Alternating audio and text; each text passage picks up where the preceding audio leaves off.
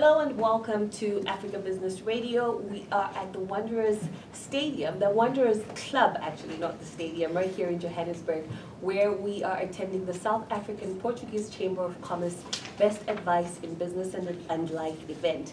I'm joined by one of the directors for the SAPCC, Fernando Interview, and he's going to tell us a little bit about what this event is about. Welcome, Fernando. Hi, good afternoon. Thank you. Thank you so much for hosting this event. It looks like the program is going to be very, very valuable. Thank you. We think so as well. The idea behind it was to give people, or to give our members and whoever's interested in receiving the best advice, and it would be best advice in business and in life, and get life coaches and people with a lot of experience in best advice that do this for a living, to come and share their experiences and their knowledge, namely Alan Race, Robin Banks and Michael Jackson. They all bring something different into the mix, and I think the people would get what they came here for in terms of advice. It definitely looks like it. So for some of our listeners that might not know what the South African Portuguese Chamber of Commerce is about, what exactly is it?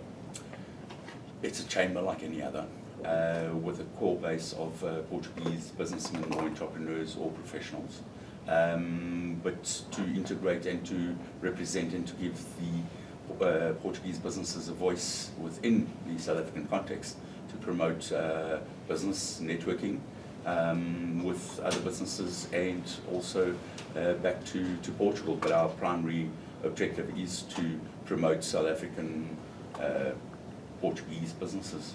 Okay, so are all your members just Portuguese companies? No, not at all. Our membership is covers the whole spectrum.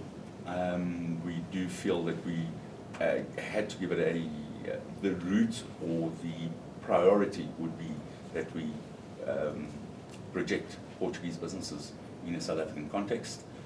But we obviously network and we do business with all sorts of other nationalities. It's not nationality based at all, but obviously our core and who we want to cater for and when we offer our services to is not primarily Portuguese, but not only. Okay, and how many Portuguese businesses would you say are in South Africa? Oh, that is a statistic that even our consulate asked us about a week or two ago, and it becomes very cloudy, or we don't have enough information or statistics to lay a claim to a number. We know in certain provinces we're very strong, namely Gauteng, Cape Town would be our strongest base. But what we're trying to do is put some information together and raise some statistics, i.e. in terms of business sizes, and how many people we provide employment within, how we contribute positively towards the South African economy. It's something that's ongoing. It becomes complicated in the sense that you've got the commonality is the Portuguese, but there's a lot of what we call luso-descendants, i.e. your roots are Portuguese, but you might not even speak the language. But so to trace that back is always a challenge.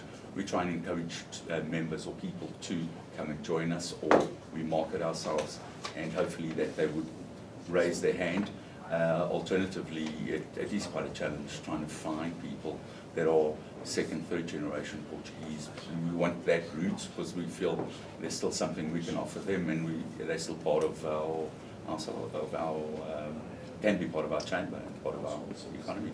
Okay, so last question before I let you go. What should people expect from today's event?